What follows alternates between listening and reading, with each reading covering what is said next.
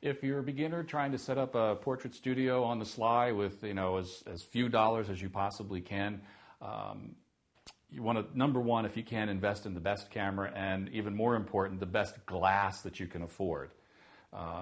Obviously, cameras with larger apertures like 2.8 fixed zoom is going to cost you a lot more than one of those sliding zooms that goes from 3.5 to 5.6.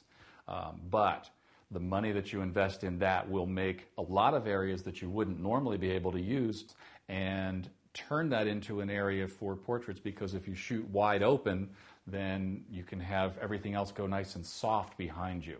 Whereas if everything is super sharp, you're never going to see the subject when you're trying to do, say, portraits and things like that. Of course, a tripod is a real good idea to have, especially if you're shooting in low light situations, if you don't have a lot of lights. One of the cheapest ways to set up a set of lights is, and you can probably find these at your local hardware stores, it's called a trouble light. And you can put different size bulbs inside to get different amounts of power. There's also, there's a blue, what they call photo bulbs, which give you natural light.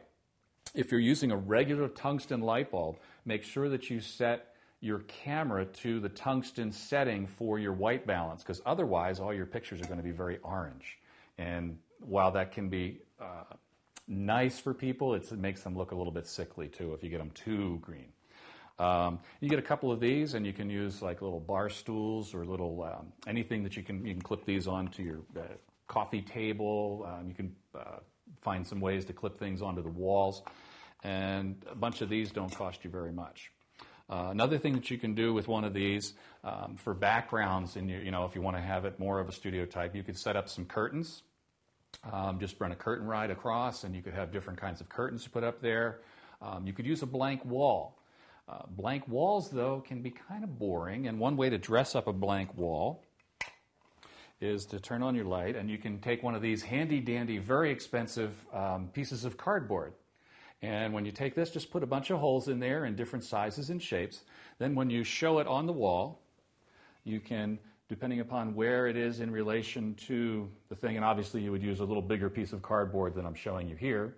So any blank wall can be changed quite a bit, and what we can do is you just take that piece of cardboard with the holes in it and put it in front of your light, and depending upon whether you move it closer or further away, you can get different shadows. You can make it look like you're going through leaves. You could take some of your potted plants, like if you have a palm or something, you could shoot the light through there and put some interesting shadows on the wall behind, which will take a nice blank wall and turn it into a real good way for you to have an interesting background rather than just that plain blank wall.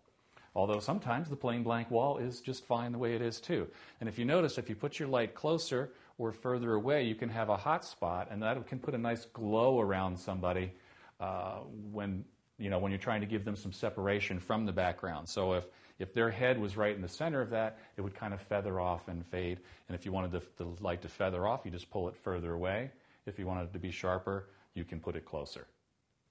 Okay, if you can, you want to be able to get the best camera you can afford.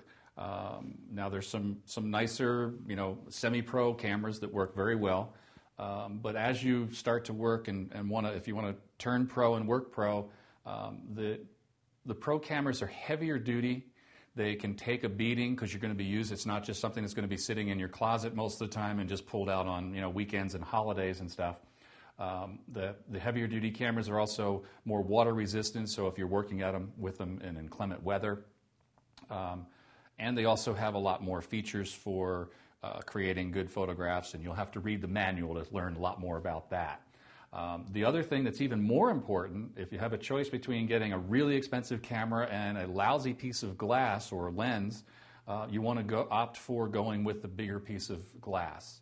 The glass resolves and gives you a chance to allow more things to fall out of focus, which will bring more attention to your subjects. And this is a pretty nice little camera. This happens to be the Canon 5D, and I'm real happy with that. It has a full frame chip. A lot of the semi-pro cameras or the semi-professional cameras have a smaller chip, which doesn't give you as much resolving power. These files are much better from this one. Tripod is a real good thing to have, and the head on the tripod is actually the real important thing. The legs you want to have nice and stiff, easy to change their size and shape, But the head on the tripod allows you to change the direction of where the camera goes. You can spin the camera. You can tilt the camera from side to side to do horizontal and vertical photos. And the head is a very important piece. And in just a moment, I'm going to show you a monopod, which has a different type of head.